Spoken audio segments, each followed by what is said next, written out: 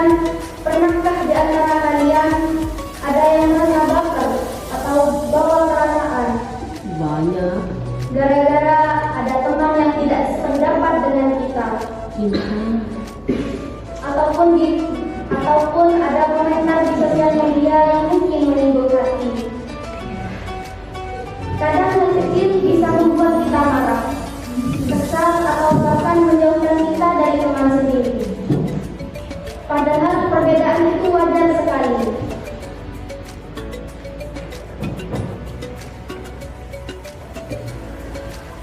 Allah sudah menjelaskan dalam Al-Quran bahwa perbedaan adalah bagian dari kehendaknya. Allah berfirman dalam Quran surat Al-Hujurat ayat 13. Bismillahirrahmanirrahim. Ya ayyuhan nasu inna khalaqnakum min dzakarin wa untha wa ja'alnakum syu'uban wa qabaila lita'arafu. Wahai manusia, sesungguhnya kami telah menciptakan kamu dari seorang laki-laki dan perempuan. Kemudian kami menjadikan kamu berbangsa-bangsa dan bersuku-suku agar kamu saling mengenal satu sama lain. Ayat ini menunjukkan bahwa perbedaan bukan dijadikan alasan untuk berselisih, melainkan agar kita saling memahami dan mengenal satu sama lain. Allah tidak ingin jika kita itu semua sama, karena jika semua cara manusia itu berpikirnya sama, cara berbicaranya sama, cara bertindaknya juga sama, dunia ini pasti akan membosankan. Namun sayangnya banyak dari kita tidak siap untuk menghadapi perbedaan tersebut. Ada yang mudah tersinggung, mudah marah, bahkan cepat menghindar hanya karena pendapatnya tidak diterima. Padahal jika kita mau sedikit lebih sabar dan membuka hati, perbedaan itu bisa membuat kita sebagai jalan untuk belajar. Rasulullah SAW memberikan contoh nyata bagaimana menghadapi perbedaan dengan sabar dan bijak. Beliau hidup di tengah masyarakat yang sangat beragam, bahkan sering mendapat perlakuan kasar dari orang-orang yang tentangnya. Tapi beliau tidak pernah membalas dengan demikian.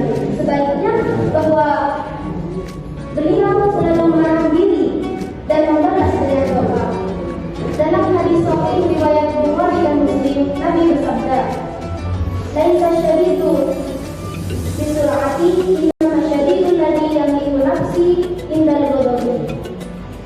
Orang kuat bukanlah orang yang kuat dalam bergulat, tetapi orang kuat adalah orang yang mampu menahan dirinya ketika sedang marah. Dari sini kita bisa belajar bahwa kekuatan sejati tidak diukur dari kekuatan fisik maupun dari siapa yang paling keras suaranya, tapi melainkan dari siapa yang mampu mengendalikan dirinya ketika marah. Seperti dalam kisahnya sahabat Nabi Sayyidina Ali, ketika dalam sebuah pertempuran beliau hampir membunuh musuhnya, tapi tiba-tiba orang itu meludahi wajahnya. Karena itu Sayyidina Ali menurunkan pedangnya, tidak jadi untuk membunuhnya. Ketika ditanya mengapa, Sayyidina Ali menjawab, "Aku takut niatku berubah bukan karena Allah, tapi karena diriku marah." Betapa dalamnya makna dari sabar dan menahan amarah bukan kelemahan, tetapi tanda ketulusan hati dan kekuatan. Jika kita tarik ke dalam kehidupan kita, ujian kesabaran itu seringkali datang dalam hal-hal sederhana. Misalnya ketika kita kerja kelompok, ada teman yang tidak aktif, ataupun pada saat diskusi pendapat kita tidak dihargai, tidak didengarkan, terkadang rasanya diterima dalam pergi untuk menjauh. Namun jika kita mampu menahan diri, kita sabar, mendengarkan alasan orang lain, ternyata masalahnya bisa diselesaikan dengan baik-baik.